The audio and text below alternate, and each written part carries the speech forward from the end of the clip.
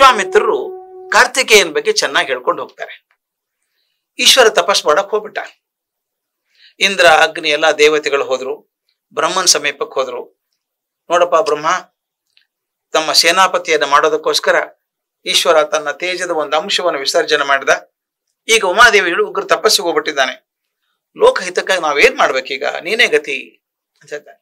ಆಗ ಬ್ರಹ್ಮ ಹೇಳ್ತಾನೆ, ಪಾರ್ವತಿ ನಿಮಗೆಲ್ಲ ಶಾಪ ಕೊಟ್ಟಿದ್ದಾಳೆ. ನಿಮಗೆ ಏನು, ನಿಮ್ ಹೆಣ್ಣದ್ರಲ್ಲಿ ಮಕ್ಕಳು ಆಗದೆ ಇರಲಿ ಅಂತ ಹೇಳಿದಾಳೆ.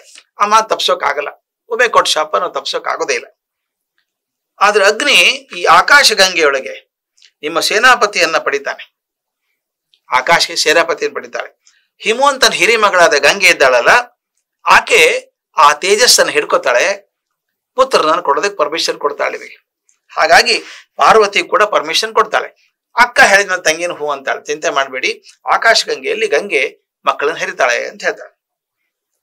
ಬ್ರಹ್ಮಗಳಿಗೆ ಒಂದು ನಮಸ್ಕಾರ ಮಾಡಿ ಎಲ್ಲ ದೇವತೆಗಳು ಹೋಗಿ ಅಗ್ನಿ ಹೇಳ್ತಾರೆ, ಅಗ್ನಿ ನೋಡಪ್ಪ, ನೀನು ದೇವ ಕಾರ್ಯ ಇದು, ಸ್ವಲ್ಪ ಅಂಶ ಹಿಡ್ಕೊಂಡಿದ್ಯಲ್ಲ ನೀನು, ಈಶ್ವರ ಕೊಟ್ಟ ಅಂಶ ಹಿಡ್ಕೊಂಡಿದ್ಯಲ್ಲ, ಒಂದ್ ಅಂಶ ಭೂಮಿಗೆ ಹೋಯ್ತು, ಇನ್ನೊಂದು ಅಂಶ ಹಿಡ್ಕೊಂಡಿದ್ಯಲ್ಲ, ಅದನ್ನ ದಯವಿಟ್ಟು ಗಂಗೆಯಲ್ಲಿ ಬಿಟ್ಬಿಡಿದನ. ಇದು ಯಾರು ಹಿಡ್ಕೊಳಕ್ ಸಾಧ್ಯ ಇಲ್ಲ, ತೇಜವಂಶ ಅದು, ಗಂಗೆಗೆ ಬಿಟ್ಬಿಡು, ದೇವತೆಗಳು ಬೇಕಾಗ್ತದೆ ಗಂಗೆ ಅಂತ. ಆಯ್ತು ಅಂತ ಅವನು ಅಗ್ನಿ ಗಂಗೆಗೆ ಹೇಳ್ತಾನೆ, ನೋಡಮ್ಮ ತಾಯಿ, ನಿನ್ನ ಗರ್ಭದಲ್ಲಿ ಇದನ್ನ ತೇಜವಂಶ ಇಟ್ಕೋ, ಈ ಕಾರ್ಯ ದೇವತೆಗಳು ಬೇಕಾಗತ್ತು ಅಂತ. ಆಕೆ ದಿವ್ಯ ರೂಪ ಧರಿಸಿ ನಿಂತ್ಕೋತಾಳೆ. ಆ ಮಹಿಮೆಯನ್ನ ಕಂಡು ಆ ಶಿವ ತೇಜಸ್ ಇತ್ತಲ್ಲ, ಅಗ್ನಿ ಕಡೆ ಇತ್ತಲ್ಲ, ಅದನ್ನ ಆಕೆ ಮೇಲೆ ಹಾಕಿದ. ಹಾಕಿದ ತಕ್ಷಣ ಗಂಗಾ ಪ್ರವಾಹ ಉಕ್ಕಿ ಬಿಡ್ತು. ಶಿವ ತೇಜಸ್ ಒಂದು ಸಣ್ಣದ, ಅದು ತಡ್ಕೊಳಕ್ ಆಗ್ಲಿಲ್ಲ, ಉಕ್ಕಿ ಬಿಡ್ತು. ಗಂಗೆ ತಕ್ಷಣ ಇದು ತಡ್ಕೊಳಕ್ ಆಗ್ತಾ ಇಲ್ಲ, ಬಿಟ್ಬಿಡ್ತೀನಿ ಇದನ್ನ ಅಂತಂದು. ಹಾಗಾದ್ರೆ ಬಿಡೋದಿದ್ರೆ ಹಿಮವಂತನ ಪಕ್ಕದಲ್ಲೇ ಬಿಟ್ಬಿಡು, ಹಿಮಾಲಯ ಪಕ್ಕದಲ್ಲೇ ಬಿಟ್ಬಿಡು. ಈ ಕಥೆಗಳು ಎಷ್ಟು ಸಂಕೇತ ರೂಪ ಗೊತ್ತಾ? ಗಂಗೆ ಹುಟ್ಟೋದೇ ಹಿಮಾಲಯದಲ್ಲಿ ಅಲ್ವಾ, ಅದಕ್ಕೆ ಚಂದ ಹೇಳ್ತಾರೆ, ಹಿಮವಂತನ ಪಕ್ಕದಲ್ಲೇ ಬಿಟ್ಬಿಡು ಅಂತ. ಹಿಮಾಲಯದ ಪಕ್ಕದಿಂದಾನೇ ಗಂಗೆ ಹುಟ್ಟಬೇಕಾದದ್ದು. ಹಾಗಾದ್ರೆ ಒಂದು ಕೆಲಸ ಮಾಡು, ಹಿಮವಂತನ ಪಾರ್ಶ್ವದಲ್ಲೇ ನೀನು ಬಿಟ್ಬಿಡು ಅಂತ ಹೇಳ್ತಾನೆ.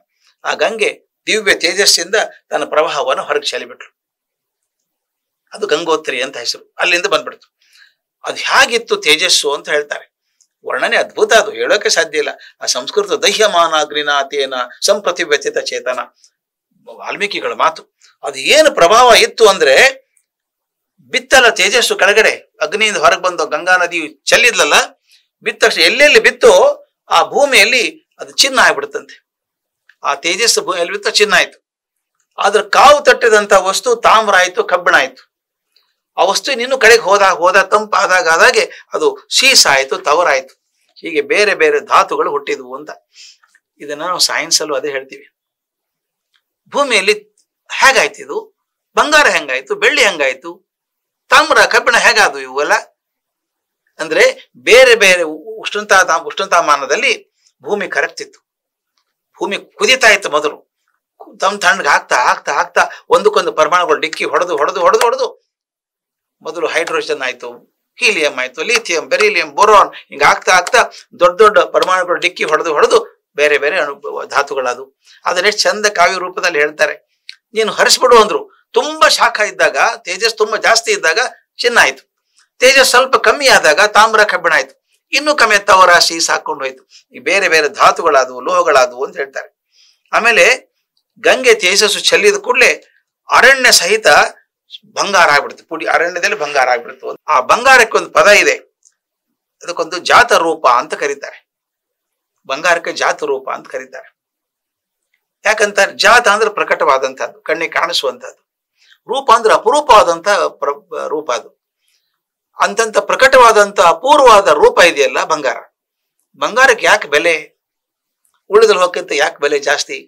ಕಾರಣ ಇಷ್ಟೇನೆ, ಅದು ನೀವು ಎಲ್ಲಿಟ್ರು ಕೆಡಲ್ಲ. ಅದು ಮಣ್ಣಲ್ಲಿ ಹಾಕಿ ಶತಮಾನ ಇಟ್ಟರು ಕೂಡ ಬಂಗಾರ ಏನು ಕೆಡಲ್ಲ. ಬೆಂಕಿಯಲ್ಲಿ ಹಾಕಿದ್ರು ಏನು ಆಗಲ್ಲ. ಅದಕ್ಕೆ ಬಂಗಾರಕ್ಕೆ ಏನು ಆಗಲ್ಲ, ಒಳಗಿನ ಕಸರು ಸುಟ್ಟೋಗತ್ತೆ, ಮತ್ತೆ ಶುದ್ಧ ಆಗತ್ತೆ. ಅದಕ್ಕೆ ಪುಟಕಿಟ್ಟ ಬಂಗಾರ ಅಂತಾರೆ. ಹೀಗಾಗಿ ಬಂಗಾರದ ವಿಶೇಷ ಗುಣ ಅಂದ್ರೆ ಎಂದೂ ಹಾಳಾಗದೆ ಇರುವಂತಹದ್ದು. ಅದಕ್ಕೆ ನಮ್ಮ ಭಾರತೀಯರಲ್ಲಿ ಬಂಗಾರದ ಬಗ್ಗೆ ಮೋಹ ಜಾಸ್ತಿ. ಸಾಧ್ಯಷ್ಟು ಆಭರಣಗಳನ್ನು ಮಾಡಿಸ್ಕೋಬೇಕು, ತನ್ನ ಬಂಗಾರ ಇಟ್ಕೋಬೇಕು ಅಂತ. ಯಾಕಂತಾರೆ, ಉಳಿದದ್ದು ನಾಶ್ವರ. ನೀ ಎಂತ ಒಳ್ಳೆ ಕಬ್ಬಿಣ ತಂದಿಟ್ರು ಕೂಡ ನೀರಿನ ಸಂಪರ್ಕ ಬಂದ ತಕ್ಷಣ ತುಕ್ಕು ಹಿಡಿದು ಹೋಗತ್ತೆ. ತಾಮ್ರ ಕಪ್ಪಾಗತ್ತೆ, ಬೆಳ್ಳಿ ಕೂಡ ಕಪ್ಪಾಗ್ಬಿಡತ್ತೆ. ಆದ್ರೆ ಬಂಗಾರಕ್ಕೆ ಏನೂ ಆಗಲ್ಲ. ಅದಕ್ಕೆ ನೋಡಿ, ಅದು ಜಾತ ರೂಪ ಅಂತ ಕರೆದ್ರು. ಇದು ಅಗ್ನಿಯಂತೆ ಪ್ರಭೆ ಕೊಡುವಂತಹದ್ದು. ಮತ್ತೆ ಇನ್ನೊಂದು, ಆ ಶರವಣದಲ್ಲಿ ಬಿದ್ದಿತ್ತಲ್ಲ ಆಗ ಸರ್ಗದಲ್ಲಿ ಹೇಳಿದಾಗೆ ಶರವಣ ಅಂದ್ರೆ ದರ್ಭೆಯ ವನ, ಅದ್ರೊಳಗೆ ಏನ್ ತೇಜಸ್ಸು ಬಿದ್ದಿತ್ತೋ ಅಲ್ಲೊಬ್ಬ ಬಾಲಕ ಹುಟ್ಟಿದ. ಅವ್ನು ಹೇಳಿದೆ ಬಾಲಕ ಹುಟ್ಟಿದ. ಅವನು ಹುಟ್ಟಿದ ತಕ್ಷಣ ಅವನಿಗೆ ಹಾಲು ಬೇಕಲ್ಲ, ಹಾಲು ಕೊಡೋದಕ್ಕೆ ಯಾರು ಬೇಕು? ಇಂದ್ರಾದಿ ದೇವತೆಗಳು 6 ಜನ ಕೃತ್ತಿಕೆಯರು ಅಂತ ಹೆಣ್ಮಕ್ಳು 6 ಜನ ಕೃತ್ತಿಕೆಯರನ್ನ ನೇಮಿಸಿದ್ರು, ಈ ಮಗು ನೋಡ್ಕೋಬೇಕು ನೀವು ಅಂತ. ಅವ್ರು 6 ಜನ ನೋಡ್ಕೊಂಡಿದ್ದರಿಂದ ಅವ್ರು ಬೇಡ್ಕೊಂಡ್ರು, ನಾವು ನೋಡ್ಕೋತೀವಿ ಮಗುನ, ಆದ್ರ ಒಂದು ಕೃಪೆ ಆಗ್ಬೇಕು. ಏನು ಅಂದ್ರೆ ನಮ್ಮ ಮಗ ಅಂತ ತೀರ್ಮಾನ ಮಾಡ್ಬೇಕು. ಈಶ್ವರನ ಮಗನೇ ಅವನು, ಆದ್ರೆ ನಾವು ಬೆಳೆಸ್ತೀವಲ್ಲ ನಮ್ಮ ಮಗ ಅಂತ ತೀರ್ಮಾನ ಆಗ್ಬೇಕು ಅಂದ್ರು. ಆಗ್ಲಿ ಅಂದ್ರೆ ದೇವತೆಗಳು. ಅದಕ್ಕೆ ಬಾಲಕ ಕೃತಿಕೆಯರಿಂದ ಬೆಳೆದಿದ್ದರಿಂದ ಕಾರ್ತಿಕೇಯ ಅಂತ ಹೆಸರಿಟ್ರು ಅವನಿಗೆ. ಕಾರ್ತಿಕೇಯ ಹೆಸರು ಬಂದದ್ದು ಅದಕ್ಕೆ. ಕಾರಣ ಮಗು ಹುಟ್ಟಿದ ತಕ್ಷಣ ಆ ದರ್ಭೆ ವನದಲ್ಲಿ ಹುಟ್ಟಿತು ಮಗು. ನೋಡ್ಕೊಳ್ಳಕ್ಕೆ 6 ಜನ ಕೃತಿಕೆಯರಿದ್ರು, ಕೃತಿಕೆಯರಿಂದ ಬೆಳೆದಿದ್ದರಿಂದ ಕಾರ್ತಿಕೇಯ ಅದ. ಮತ್ತೆ ಇನ್ನೊಂದು, ಆ ಕೃತಿಕಾ ದೇವಿಯರು ಈಶ್ವರನಿಂದ ಸ್ಕನ್ನನಾಗಿ ಹುಟ್ಟಿದ ಮಗ ಅಂತ. ಸ್ಕನ್ನ ಅಂದ್ರೆ ಜಾರಿ ಬಿದ್ದವನು, ದೂರ ಹೋದವನು.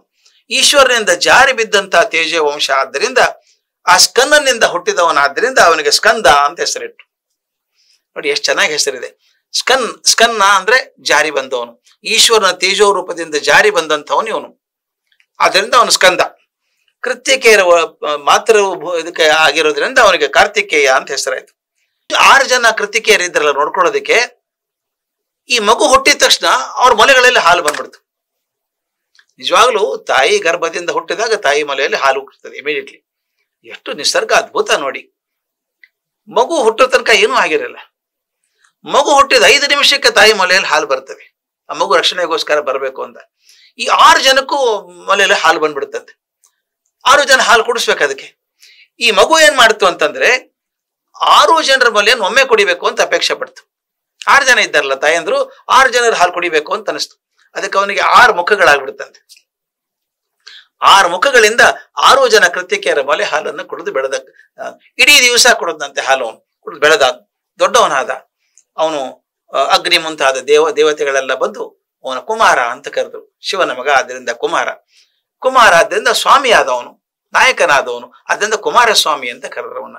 ಅವನಿಗೆ ಕುಮಾರಸ್ವಾಮಿ ಅಂತ ಹೆಸರಿದೆ, ಅಗ್ನಿ ಸಂಭವ ಅಂತ ಹೆಸರಿದೆ, ಸ್ಕಂದ ಅಂತ ಹೆಸರಿದೆ, ಕಾರ್ತಿಕೇಯ ಅಂತಿದೆ, ಷಣ್ಮುಖ ಅಂತಿದೆ, ಎಲ್ಲೂ ಒಬ್ಬನೇ ಹೆಸರು.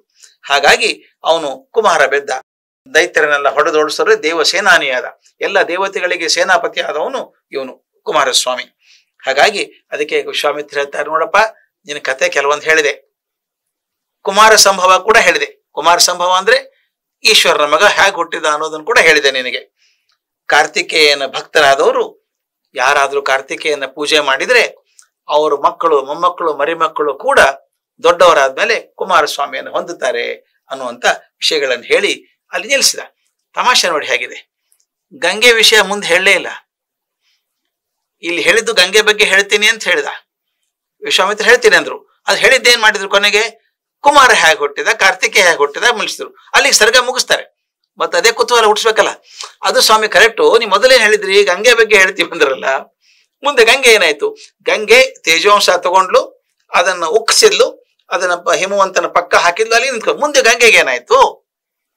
ಆ ಕುತೂಹಲ ಹುಡ್ಸೋಕ್ಕೋಸ್ಕರ ಗಂಗೆ ಬಗ್ಗೆ ಏನು ಹೇಳಿದೇನೆ ಇಷ್ಟೇ ಹೇಳಿ, ನೋಡಪ್ಪ ಯಾರು ಕುಮಾರಸ್ವಾಮಿಯನ್ನ ಧ್ಯಾನ ಮಾಡ್ತಾರೋ ಅವರ ಉತ್ತಮ ಲೋಕಗಳನ್ನು ಪಡ್ಕೊಳ್ತಾರೆ ಅಂತ ಹೇಳುವಲ್ಲಿಗೆ 37ನೇ ಸರ್ಗ ಮುಗಿತವೆ.